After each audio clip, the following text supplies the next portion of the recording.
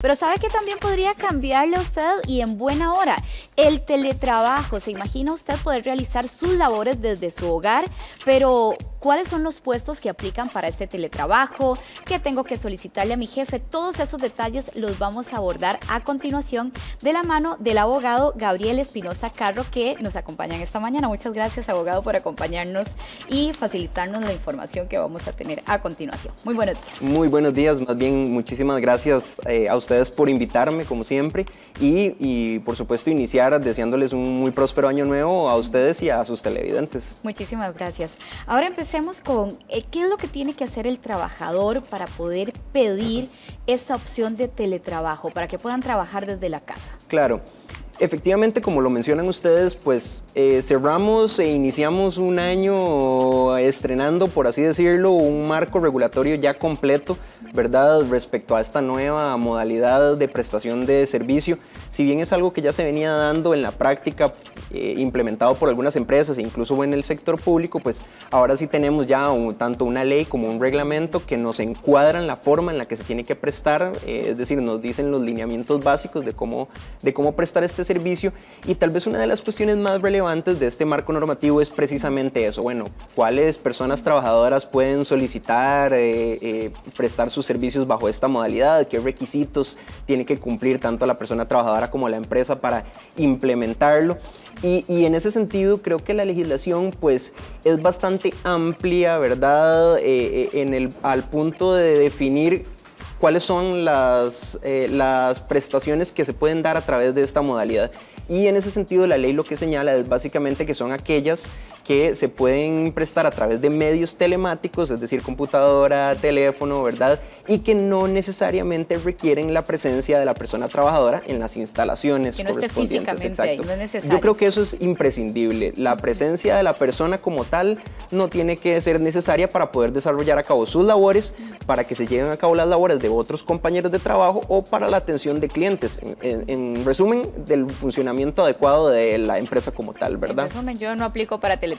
Yo diría que hay ciertos puestos que evidentemente no aplican. Ahora, ¿qué pasa, por ejemplo, si ya conozco este marco del teletrabajo, en mi empresa ya lo están aplicando? ¿Qué es lo que tengo que hacer para yo solicitar ese teletrabajo? Ok, aquí hay que tener muy claro que la ley básicamente le delega a las empresas establecer sus propios lineamientos internos para efectos de determinar cuáles son estos requisitos que se tiene que cumplir tanto el puesto de trabajo como la persona teletrabajadora para poder optar por un puesto o para prestar sus servicios a través de esta modalidad.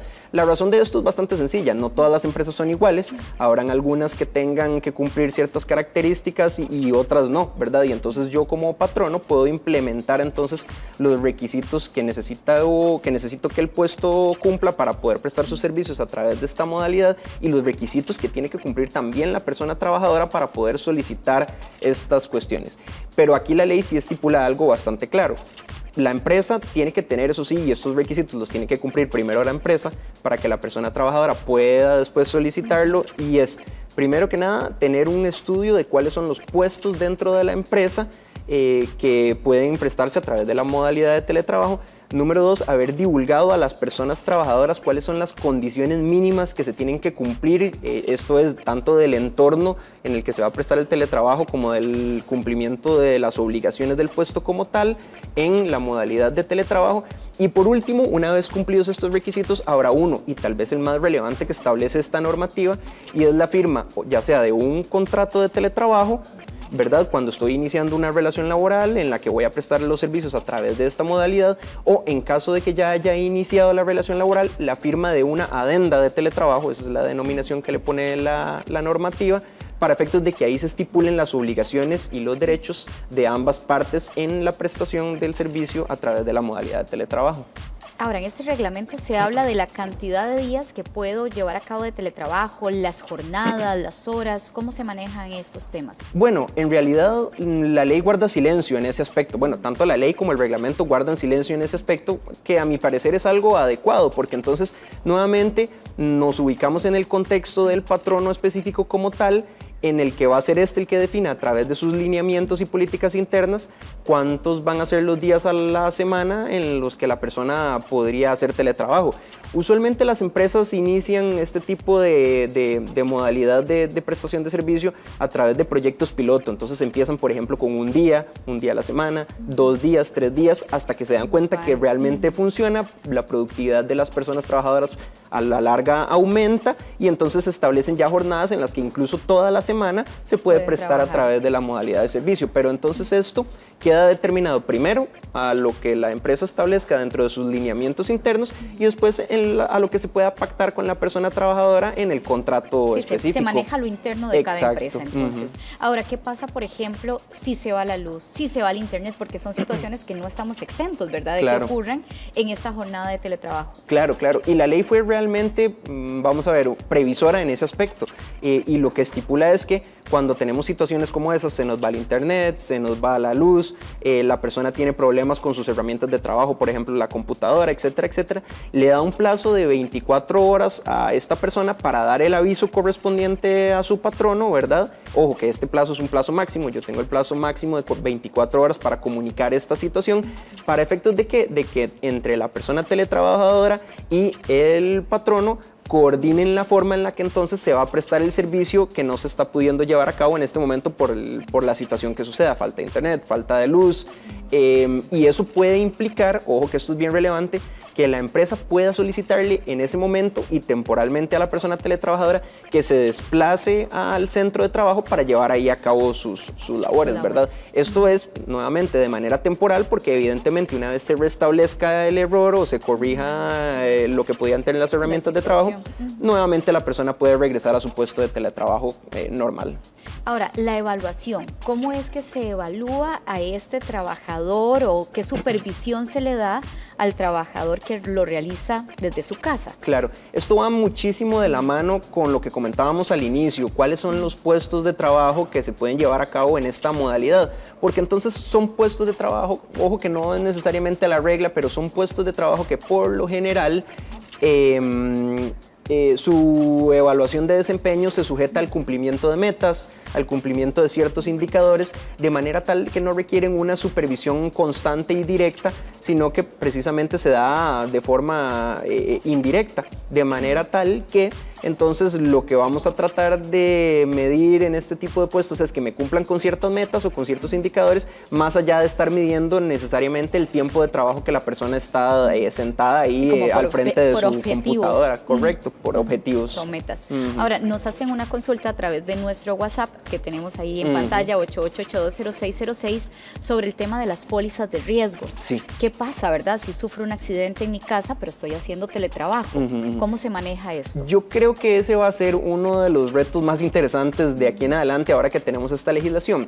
De hecho, la ley para regular el teletrabajo establece que las pólizas de riesgos de trabajo, que ya conocemos, ¿verdad?, también aplican para esta modalidad de servicio. Lo que pasa es que aquí es donde entra entonces lo que yo creo va a plantear pues las dificultades, y lo que señala la ley es que se considerará un accidente aquel que surja con ocasión de las labores que presta la persona en su rol de teletrabajador, ¿verdad?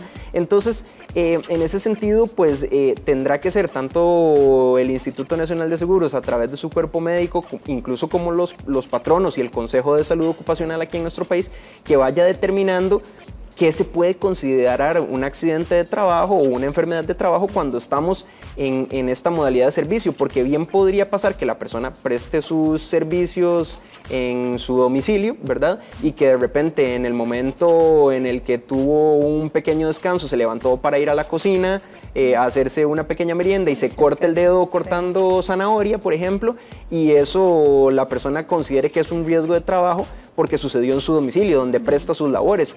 Pero el INS tendrá que hacer la valoración específica para ver si eso calza dentro de la definición, porque esa frasecita con ocasión del teletrabajo es lo que yo creo que nos va a marcar el blanco y el negro de lo que es un accidente y de lo que no es, ¿verdad?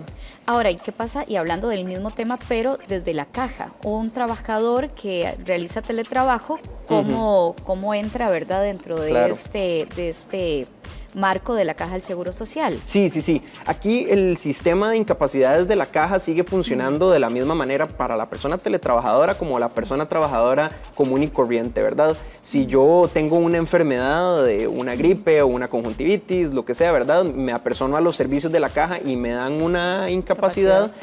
La persona tiene la obligación de suspender sus labores por completo, ¿verdad? Aunque esté en su casa y aunque tengamos la tentación de abrir por ahí la computadora porque igual puedo seguir laborando aunque esté en la cama, etcétera, etcétera.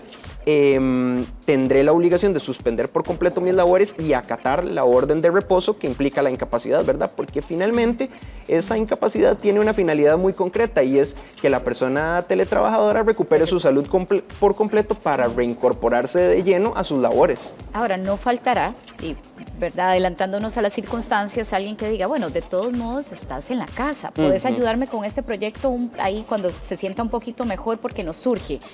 ¿Qué pasa con ese tipo de situaciones que creo que no van a estar exentos? Claro, por supuesto.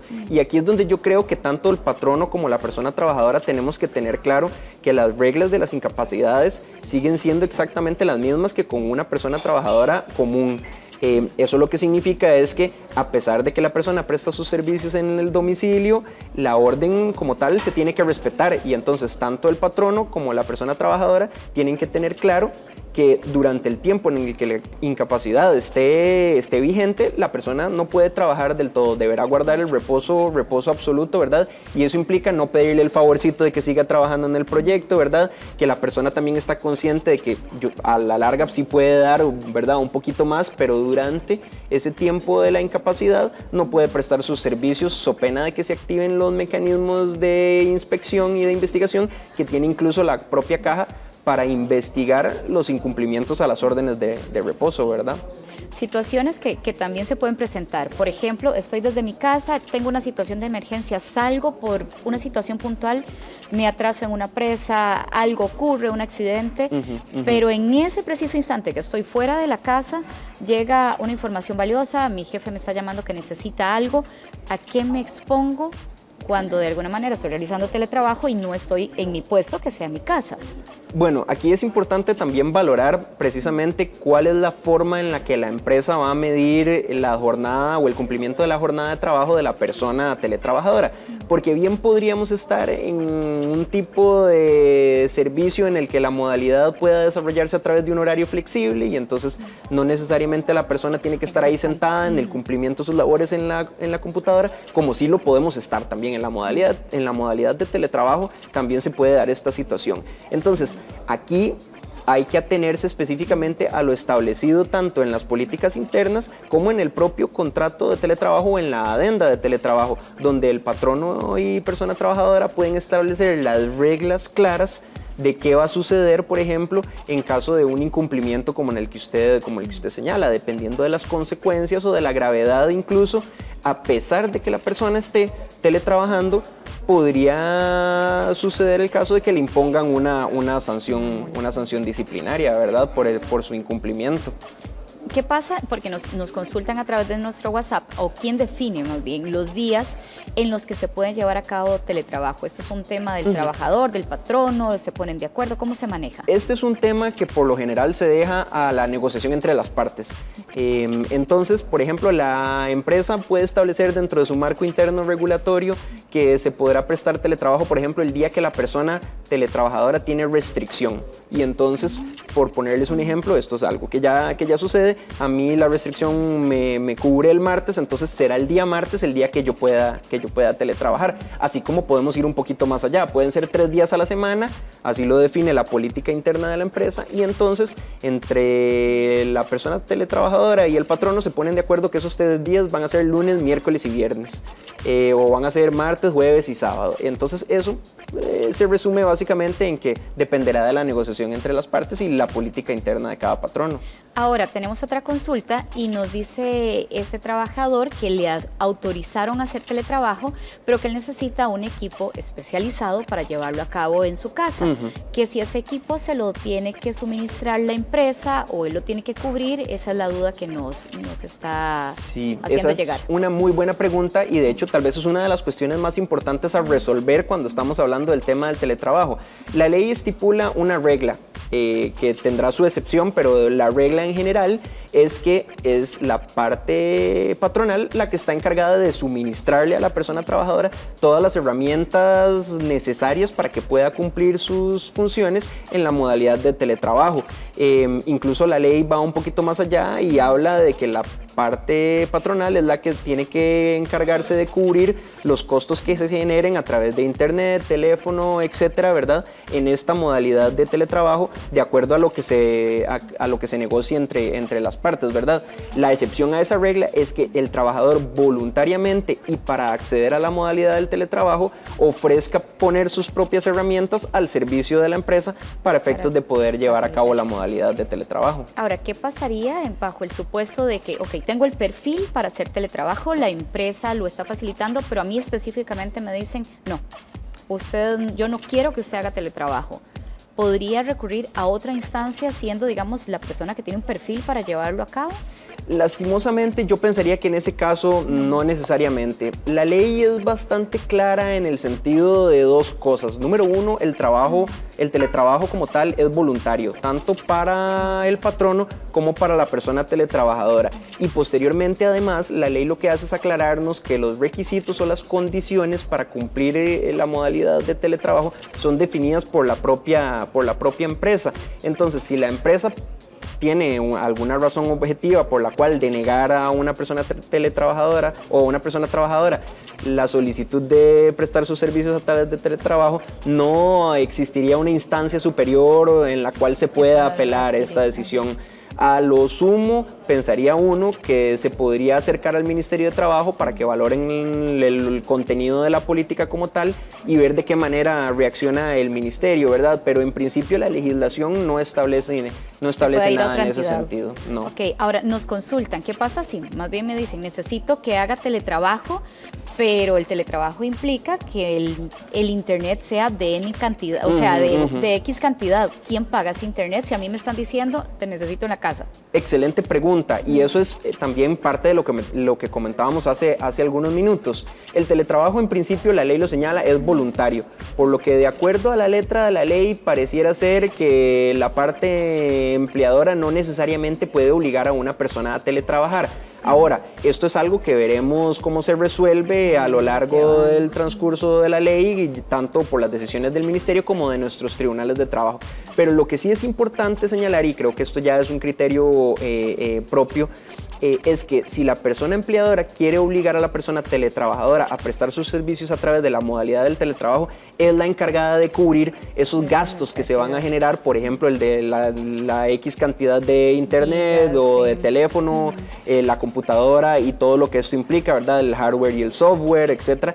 Será entonces la persona empleadora la encargada de correr con estos costos. Muy bien. Abogado Gabriel Espinosa Carro, muchísimas gracias por acompañarnos y por ayudarnos en este tema que ahora está, ¿verdad?, en boga, sin duda. Muy amable. Con muchísimo gusto y muchas gracias. Un placer.